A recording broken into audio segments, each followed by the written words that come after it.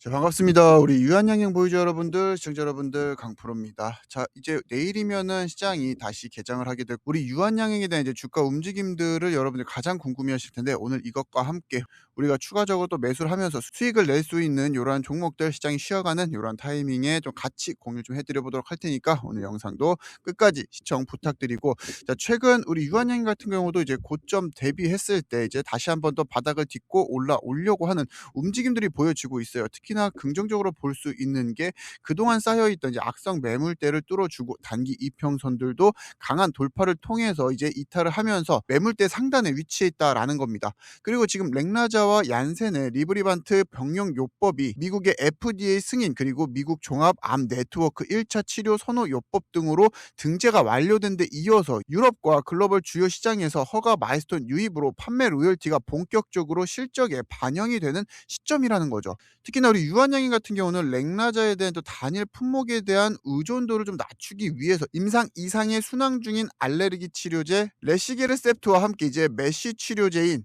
YH25724 이제 파이프라인 등에 대한 개발을 가속화시키고 있습니다. 그리고 또한 독립 법인을 또 설립을 하면서 공동 개발하고 있는 느코 모델을 적극적으로 활용을 하면서 R&D 비용 부담을 현재 줄이고 있고, 추가적인 기술 이전에 대한 가능성까지 높이고 있는 게 현재 유한양행에 대한 차트 흐름이죠.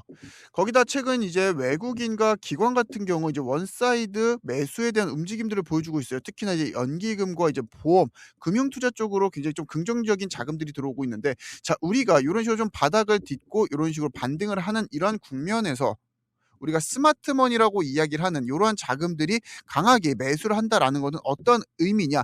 대표적으로 NHN과 같은 종목들을 좀 여러분들께 같이 좀 예를 들어 드릴 수가 있는데, 자, NHN 같은 경우도 수급 동향을 보시게 되면은 지금 바닥 이제 7월 30일을 기점으로 해서 원사이드 매수, 기관 그러니까 투신과 연기금 이제 사모펀드의 원사이드 매수가 계속됐어요. 그리고 이제 이 매물대를 이제 뚫어주는 저항선들이 돌파가 나오자마자 강한 반등이 나왔죠. 자, 그렇게 이 원사이드 매수가 일어난 이후부터 시작을 해서 이제 75%의 급등을 보여줬는데, 유한양행뿐만 아니라 우리가 추가적으로 이런 식으로 스마트머니들이 원사이드 매수를 하는 이러한 종목들 여러분들이 뭐 찾아보실 수도 있지만, 조금 번거로우신 분들을 위해서 강프로 구독자, 제 채널 구독자라고 하시면은 1원의 청구도 없이 이러한 추천 종목은 같이 공유를 해드리고 있고요. 당연히 우리 유한양행에 대한 실시간 매수 타점, 그리고 이제 매도 타점도 제가 우리 구독자님들께는 이렇게 문자 알림을 통해서 영상보다 조금 더 빠르게 공유를 해드리고 있으니까, 유한양행으로 제대로 된 수익 한번 내보고 싶다, 유한양행뿐만 아니라 그동안 이제 마이너스 폭을 좀 상쇄시키는 이런 추천주 받아보고 싶다라고 하시는 분들, 지금 보고 계시는 영상 하단 이제 고정 댓글을 확인하시게 되면 저희 링크를 만들어 놓았는데요. 이 링크 클릭하시게 되면은 강프로 개인 홈페이지로 이동을 하게 됩니다.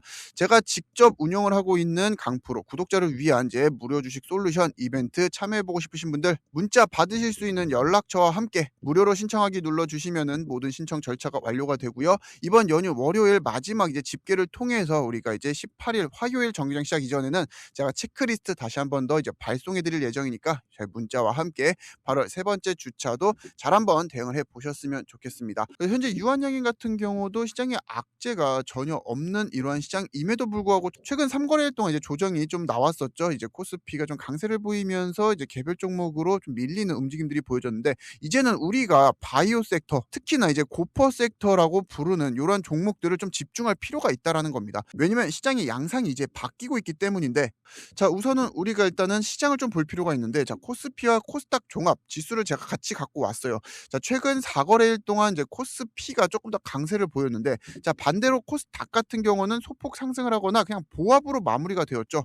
자, 과거에는 코스피가 올라가게 되면은 코스닥에서 빠져나간 자금들로 하여금 지수 자체가 꺾였는데, 이제 그렇지가 않다라는 거예요. 코스닥 시장의 수급 방어력이 확인이 되고 있다라는 겁니다. 이는 매우 중요한 수급적 시그널들을 내포를 하고 있어요. 코스피로의 자금 쏠림 현상 속에서도 코스닥이 시장 참여자들로 하여금 투자 심리가 확연하게 개선되었으며, 매도의 압력을 매수세가 충분히 받아내주고 있다라는 뜻으로 해석을 할 수도 있죠. 단순히 대형주만을 쫓던 시장의 시선이 점차 성장주 전반으로 분산되기 시작했다라는 거고, 이는 곧 시장의 전반적인 분위기와 함께 중소형 성장주 랠리에 이제 기반이 다져지고 있다라는 것들을 시사를 하고 있어요. 이러한 수급 방어 이면에는 거시경제 지표의 우호적인 반전과 특히나 이제 금리 인하에 대한 이제 기조들이 강해지면서 기대감들이 한껏 부풀어 오르고 있죠.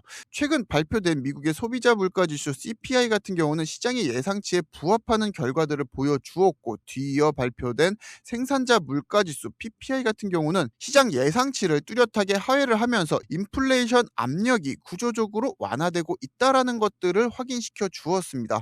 자, 물가의 하향 안정세가 명확해짐에 따라서 시카고 상품거래소 패드워치 기준에 연내 추가 금리에 대한 인상 기대는 기존 2회에서 이제 1회로 대폭 축소가 되었으며, 시장은 이제 본격적인 인하 금리 국면에 진입에 무게를 싣고 있습니다.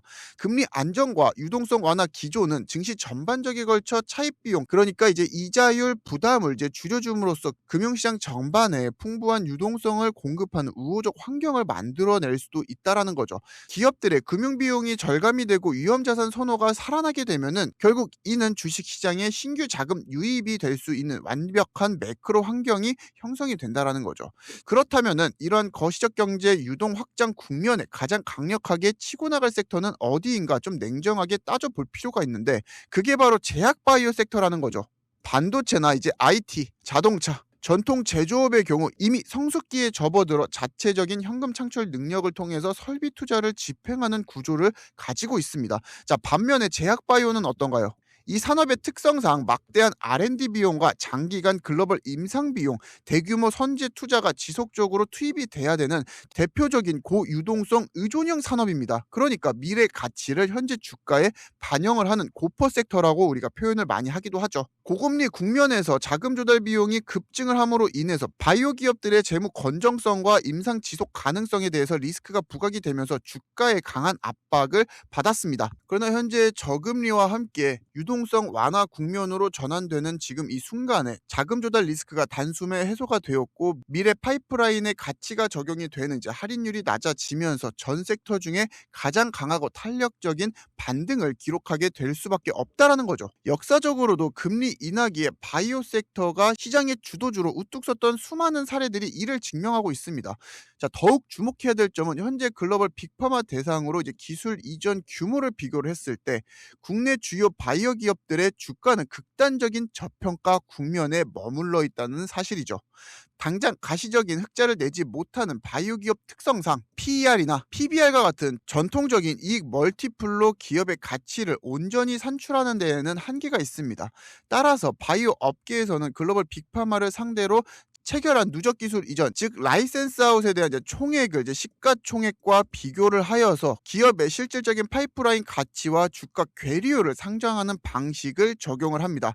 현재 시장의 주요 기술 이전 기업들에 대한 이제 밸류에이션들을 대입을 해보게 되면은 지금 놀라운 수준의 가격의 왜곡이 발견이 됩니다. 자, 누적 기술 이전 규모가 약 10조 원에 달하는 기업인데, 자, 그 기업이 여러분들 어딘지 아시나요? 바로 ABL 바이오입니다. ABL 바이오 같은 경우도 이제 고점 대비 주가 계속해서 하락을 하면서 최근에 바닥을 딛고 이제 반등을 하는가 싶더니 최근 요 의문대에 막혀서 윗골이 달고 내려오고 살짝 주춤하는 모습들을 보여주었죠. 그렇게 현재 ABL 바이오 같은 경우는 전일 시가총액이 대략 한 5조 원밖에 되질 않습니다. 10조 원에 달하는 라이센스 아웃을 체결한 기업의 시가총액이 5조 원이다. 계약 규모 대비 50% 수준의 심각한 할인을 받고 있다라는 반증이기도 하죠. 현재 바이오 섹터에는 이러한 기업이 굉장히 많다라는 겁니다. 특히나 이제 리가캡 기술 이전 총액만 지금 7조를 기록 중에 있는데, 시가총액 같은 경우는 현재 4조 2천억 수준으로 형성이 되어 있고, 일라 1, 2등 글로벌 톱티어 제약사와 2조 원 규모의 기술 이전을 성사시킨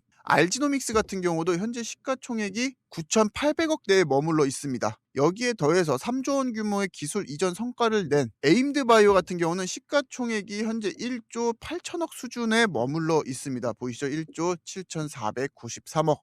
기술 이전뿐만 아니라 이제 기술 수출을 이루고 있는 이제 에이프릴 바이오 같은 경우도 최근 이제 고점 대비 마찬가지로 굉장히 큰 하락폭을 견디면서 반등 이후에 이제 소폭 조정이 나오고 있는데, 지금 에이프릴 바이오 같은 경우는 임상 데이터와 플랫폼 경쟁력을 바탕으로 1조 2천억 원의 이제 기술 수출을 이뤄냈음에도 불구하고 현재 시가총액 기준했을 때 8천억 수준에 머물러 있습니다. 자, 이는 해당 기업들이 보유하고 있는 원천 기술과 글로벌 검증 실적에 비해서 시장에서의 평가가 현재 뒤처지고 있다라는 것들을 좀 명백하게 보여주는 수치라고 저는 이야기 드릴 수가 있고, 현재 매크로, 그러니까 거시적인 환경에 대한 개선과 함께 언제든지 강한 밸류에이션 정상화 랠리가 펼쳐질 수 있는 조건이 완벽하게 갖춰져 있는 게 바로 바이오 섹터라는 겁니다.